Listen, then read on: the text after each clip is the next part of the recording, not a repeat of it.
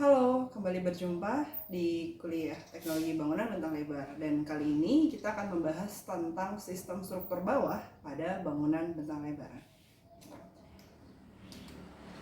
Outline pembelajarannya adalah menguraikan sistem mahasiswa diharapkan dapat menguraikan sistem struktur bawah dan konstruksinya dengan struktur atas pada bangunan bentang lebar. Hal pertama yang akan dipelajari adalah apakah struktur bawah pada bangunan bentang lebar, dan yang kedua, apakah ragam yang ada pada struktur bawah di bangunan bentang lebar. Yang pertama dibahas adalah apakah struktur bawah pada bangunan bentang lebar. Kita tahu bahwa struktur itu terbagi menjadi struktur bawah dan struktur badan dan struktur atas atau atap gitu. Nah, pada bangunan bentang lebar juga demikian, kita bisa membaginya menjadi struktur bawah dan struktur atap gitu ya, atau struktur atas. Nah, struktur atas itu seperti di pertemuan sebelumnya, tentunya itu adalah di bagian penyokong atapnya ya, atau atapnya itu sendiri gitu. Nah, sedangkan bagian bawah adalah penyalur beban dari atap kepada tanah gitu ya, untuk mendapatkan gaya reaksi nanti dari tanah. Nah, pertama adalah tentunya kita harus tahu penyaluran gaya pada seluruh sistem struktur. Nah, ini seperti sudah dibahas pada pertemuan sebelumnya bahwa secara alami sistem struktur bentang lebar menciptakan gaya dorong yang dapat mendesak komponen penyalur beban vertikalnya di salah satu ujung bebas dari sistem struktur. Agar gaya desak tidak menyebabkan kegagalan struktur, hubungan antara sistem struktur utama dengan komponen penyalur beban ke bawah dinetralkan dengan ikatan tegangan.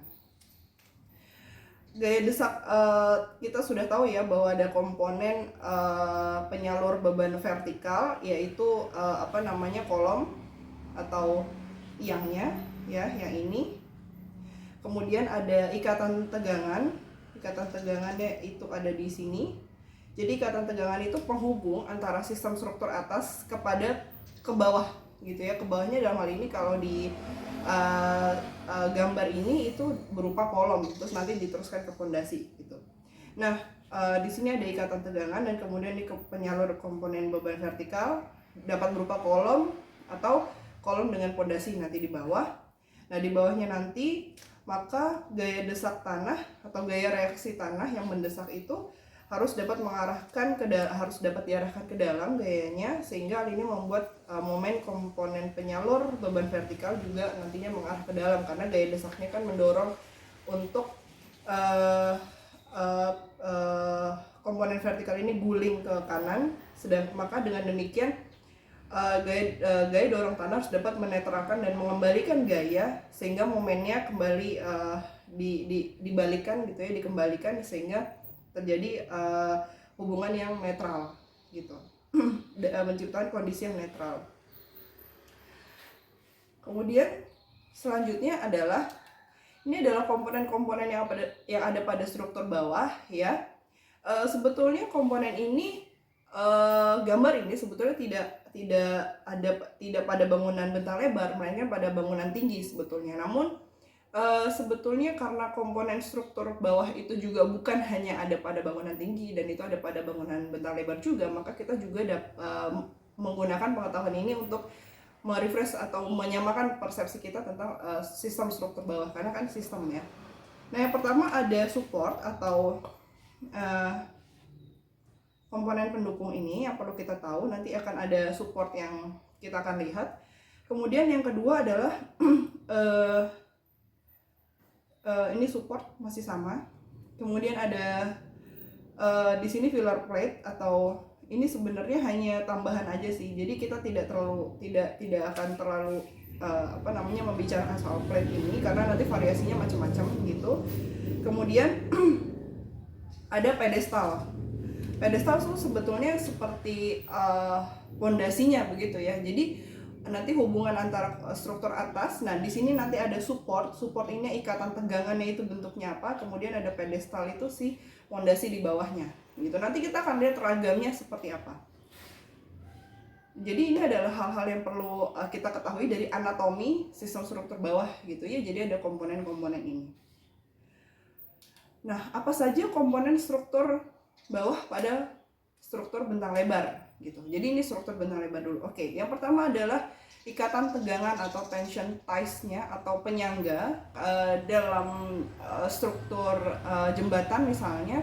Ada istilah abutment atau penyangga ini yang lebih sering digunakan gitu, tetapi juga ada istilah ikatan tegangan atau tension ties yang itu disebutkan oleh De Kaching. Jadi kita akan menggunakan tension ties-nya ya, instead of daripada menggunakan penyangga, karena lebih banyak penyangga sih di bridge atau jembatan gitu.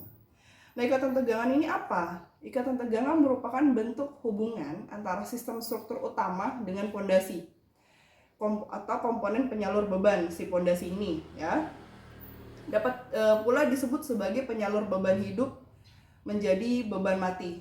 Jadi dia nanti akan mengkonversi beban hidup menjadi beban mati gitu. Nah ya, sebetulnya yang paling utama di sini adalah pernyataan tentang bentuk hubungan antara sistem struktur utama dengan pondasi. Maka di mana letaknya ikatan tegangan atau tension ties? Itu letaknya ada di sini. Jadi disebutkan ini hubungan antara sistem struktur atas. Kita tahu bahwa sistem struktur atas yang ini ya, kemudian sistem struktur bawahnya yang ini, maka di antara keduanya terdapat ini. Maka ini yang disebut dengan ikatan tegangan. Nah, ikatan tegangan ini bentuknya macam-macam dan bervariatif sekali. Itu memang disesuaikan juga dengan desainnya gitu. Jadi ini yang menarik nanti ada di sistem ini. Apakah itu diekspos atau disembunyikan, itu menarik sekali. Nanti kita akan lihat desainnya seperti apa.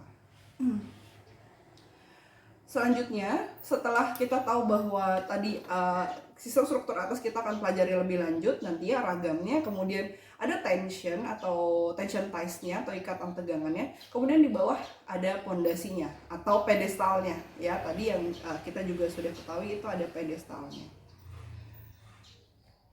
Nah, yang pertama adalah pondasi. Yang kedua ya, pondasi. Pondasi merupakan komponen penyalur beban dan seluruh sistem struktur menuju tanah. Pondasi pada struktur bangunan bentang lebar umumnya merupakan pondasi telapak. Penggunaan pondasi telapak erat kaitannya dengan arah momen guling dari sistem struktur utama. Jadi kita tahu bahwa dalam struktur bentang lebar umumnya akan mengalami gaya tarik ya. Gaya tarik dan tekanan itu bisa menyebabkan guling gitu. Kalau misalnya kita di mekanika teknik itu sering sekali ya mendengar istilah momen gitu, dan ya ini terjadi momen guling, sehingga pondasi-pondasi yang digunakan untuk struktur bentang lebar umumnya bukan bukan pondasi menerus gitu ya, tetapi karakteristiknya adalah tapaknya atau telapaknya gitu. Jadi mesti ada suatu permukaan yang lebar pada volume sebuah pondasi bentang lebar, karena memang tujuannya adalah untuk mengantisipasi momen guling. Memang tujuannya untuk itu. Jadi jarang sekali kalau misalnya pondasinya itu menerus ke bawah. Biasanya mesti ada pedestalnya, mesti ada telapaknya dulu gitu ya, sebelum akhirnya ke dalam tanah gitu. Nah, pondasi dapat menggunakan pondasi ke bawah ya, ke dalam itu bisa menggunakan dangkal dan dalam gitu. Nah, ini contohnya pada pondasi bangunan Lemay Museum. Nah, ini pondasinya menggunakan pondasi telapak gitu. Namun di bagian atas kita akan lihat anatominya ya. Jadi di sini terdapat bentuk atapnya itu lengkung ya.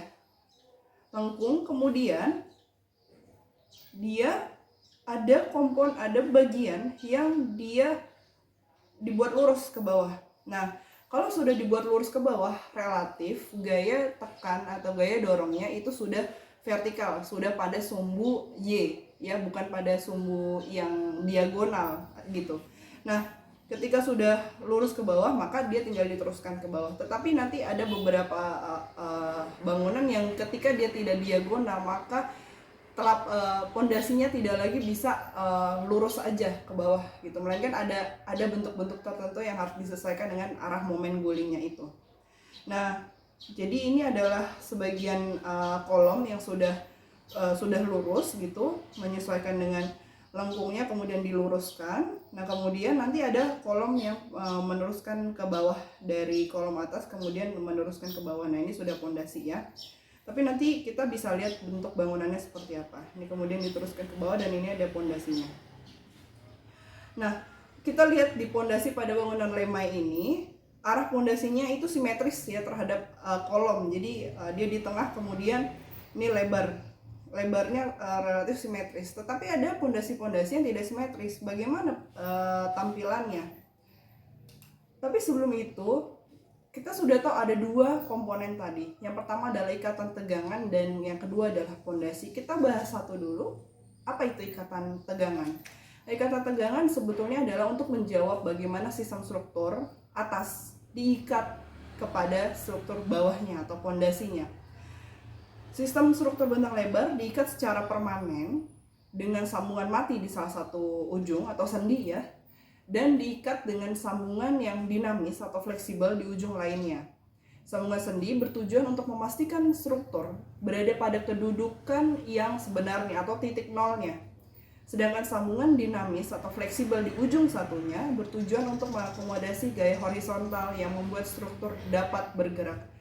Bagaimana itu? Sekarang kita coba lihat skema di bawah ini. Ini adalah struktur jembatan gitu. Yang satu kita lihat menggunakan sambungan kaku. Di sini sambungan kaku atau sambungan yang rigid. Nah, di sini akan menggunakan di bawah ya. Dia tujuannya adalah untuk menahan, jadi resist terhadap dua arah gaya, yaitu vertikal, horizontal, dan ada satu jenis dari kaku ini yang dapat resist terhadap gaya momen gitu. Nah, sedangkan di sisi yang lain harus menggunakan sambungan yang fleksibel yang hanya menahan satu arah gaya. Dalam hal ini adalah menahan gaya vertikal atau gaya gravitasi. Kita lihat ya di gambar di bawah ini, dia struktur harus dapat menahan gaya atau memberikan gaya reaksi vertikal ke atas gitu. Jadi hanya satu gaya saja.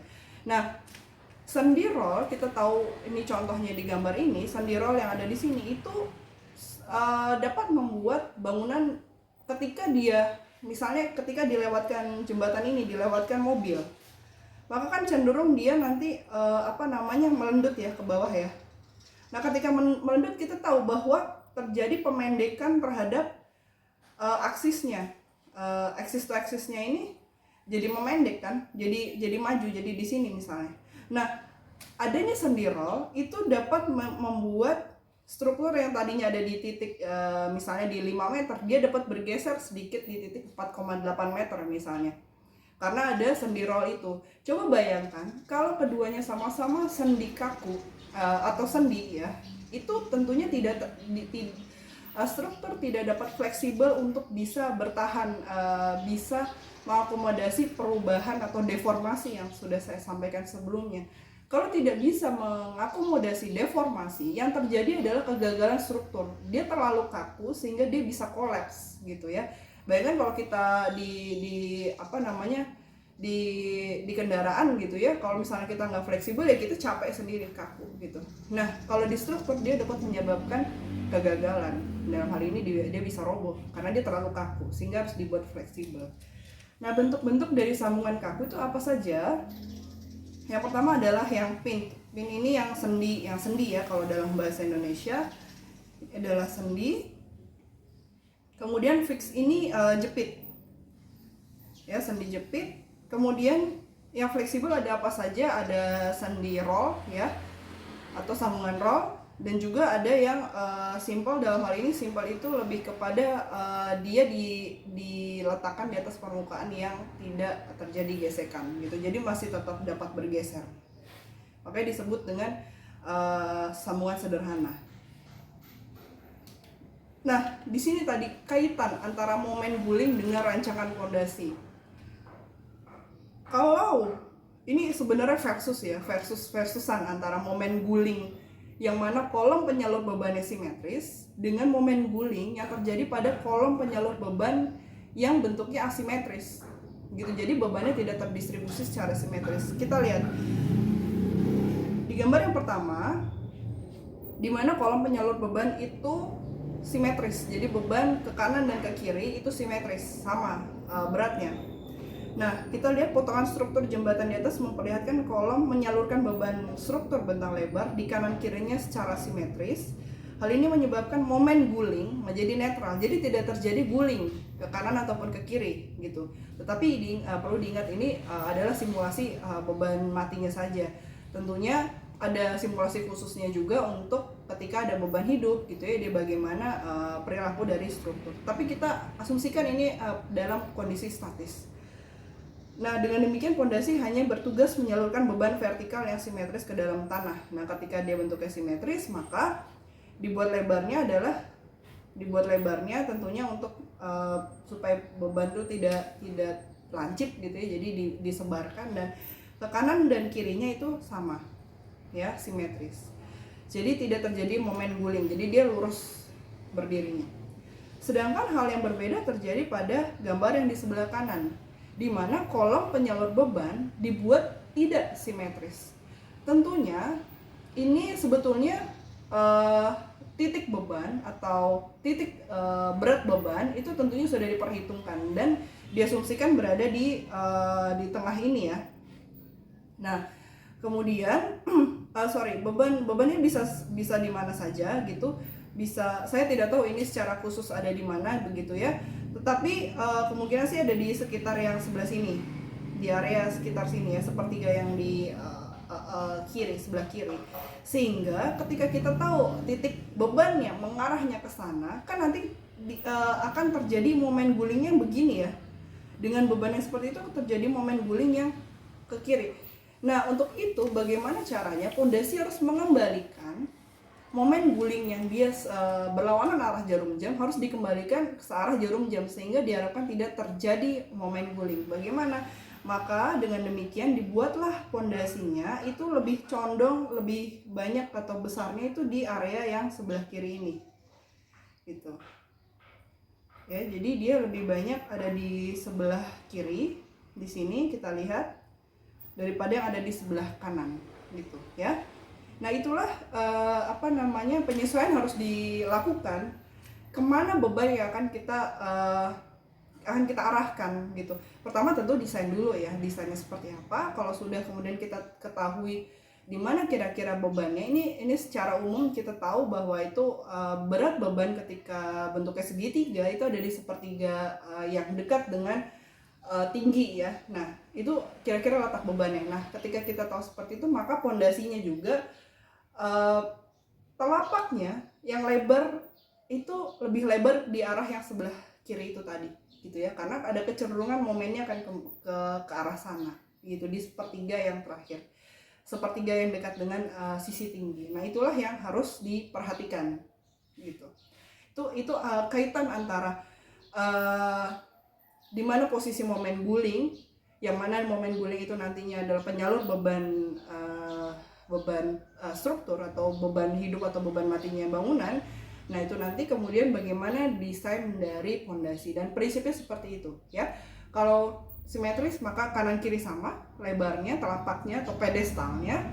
Sedangkan kalau misalnya dia tidak simetris, maka sepertiganya, kalau ini segitiga, maka sepertiganya itu berada di sebelah, paling banyak tentunya ada di sebelah atau di sisi di mana di sebelah atasnya itu adalah titik berat dari beban atau titik tengah bebannya gitu ya.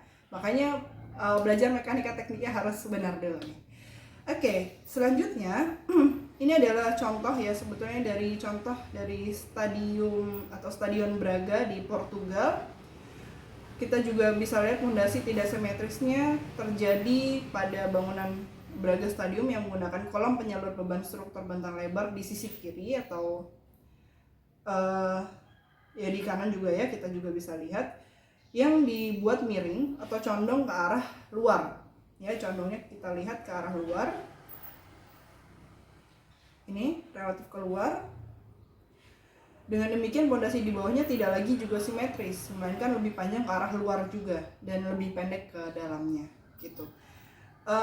Kemudian bagaimana sebetulnya perhitungan tentang seberapa panjang pondasi yang lebih panjang ke arah beban titik tengah bebannya, dan ya tentunya perhitungan secara khusus, itu ada kalkulasinya. Namun secara umum atau secara normatif dengan menggunakan perhitungan matematika gitu atau logika matematika, maka panjang pondasi yang searah dengan condongnya jatuhnya kolom seperti ini itu tentu yang lebih panjang gitu ya, lebih panjang dan minimum tegak lurus ya terhadap titik jatuhnya gitu, titik jatuhnya ini ya. Jadi itu yang bisa secara umum itu dapat kita simpulkan di dalam ini. Nanti kaitannya apa? Kaitannya adalah seberapa besar dimensi pondasi. Ini kaitannya adalah nanti ke tapaknya. Kalau misalnya tapak kita itu terbatas, tentunya kan kita tidak bisa menggunakan pembebanan atau menggunakan sistem struktur yang dia dengan kolom yang miring-miring seperti ini gitu, karena kita ada keterbatasan terhadap tapak gitu. Nah, nanti pondasinya itu adalah dimana jatuhnya si bebannya itu adalah nanti nggak bisa karena ngabisin tapak gitu ya, karena dia harus lebar di satu area gitu. Jadi disesuaikan nanti dengan bentuk tapaknya. Kalau bentuk tapaknya tidak terlalu lebar ya tentu saja menggunakan penyaluran beban yang miring dia atau diagonal seperti ini tentunya kurang disarankan ya, karena itu tadi dia akan membutuhkan space atau ruang untuk adanya kemiringan kolom tentu yang pertama. Yang kedua adalah dari pondasinya itu sendiri gitu ya. Jadi itu batasan-batasan yang harus dipilih, harus dipertimbangkan ketika memilih penyaluran beban yang diagonal atau yang vertikal gitu, tepat lurus, tegak lurus. Nah, berapa besar dimensi pondasi? Selain menggunakan logika momen guling terhadap kolom sebagai komponen penyalur beban vertikal, pada beberapa sistem struktur yang langsung menyalurkan bebannya ke pondasi, aturan oleh Di-Kaczing ini bisa diterapkan ya, yang bisa diterjemahkan sebagai berikut. Semakin landai atau lebar dan rendah, jadi semakin landai, maka sistem struktur utamanya semakin melebar ke samping dan pondasinya juga tentunya semakin melebar karena gaya horizontalnya yang lebih besar ya, jadi ke sampingnya lebih besar. Kita bisa lihat di gambar yang pertama, dia lebih lebar. Kemudian sedangkan semakin curam atau semakin sempit span-nya atau bentangnya dan dia tinggi, maka sistem struktur utamanya itu tadi semakin span-nya semakin sempit dan dia tinggi, maka semakin lebih panjang pondasinya. Jadi lebih ke bawah pondasinya karena gaya vertikalnya lebih besar daripada gaya horizontalnya. Seperti ini logikanya. Ya, jadi ini yang ini, maka yang ini yang bawah ini. Nah, untuk itu bagaimana menentukannya? Ini dibebaskan karena tentunya di awal adalah soal aspek desainnya dulu gitu, aspek desain sistem struktur atasnya dulu. Maka tentunya sistem struktur atas memainkan peranan yang penting karena itu soal desain dulu. Kemudian nanti sistem struktur bawahnya akan disesuaikan dengan norma-norma untuk sistem struktur atas yang seperti itu gitu. Nah, dimensi pondasi yang dipengaruhi dimensi rancangan lebar sempit pada akhirnya dibatasi oleh ukuran tapak yang dimiliki, yaitu tadi ya. Jadi saya sampaikan kalau misalnya dia terlalu lebar gitu, maka dibutuhkan eksis atau tepi kolom, perimeter kolom akan lebih lebar tentunya dari bangunan di atasnya gitu ya. Seperti ini kan sampai sini ya perimeternya, atau tepinya itu ada di sini, ada di sini. Nah, tapi kalau misal lebih sempit tentunya bisa lebih kecil pondasinya begitu. Itu kaitannya antara besar sistem struktur atas dengan seberapa besar dimensi pondasinya, dan juga nantinya adalah ikatan tegangannya harus menggunakan yang apa. Demikian.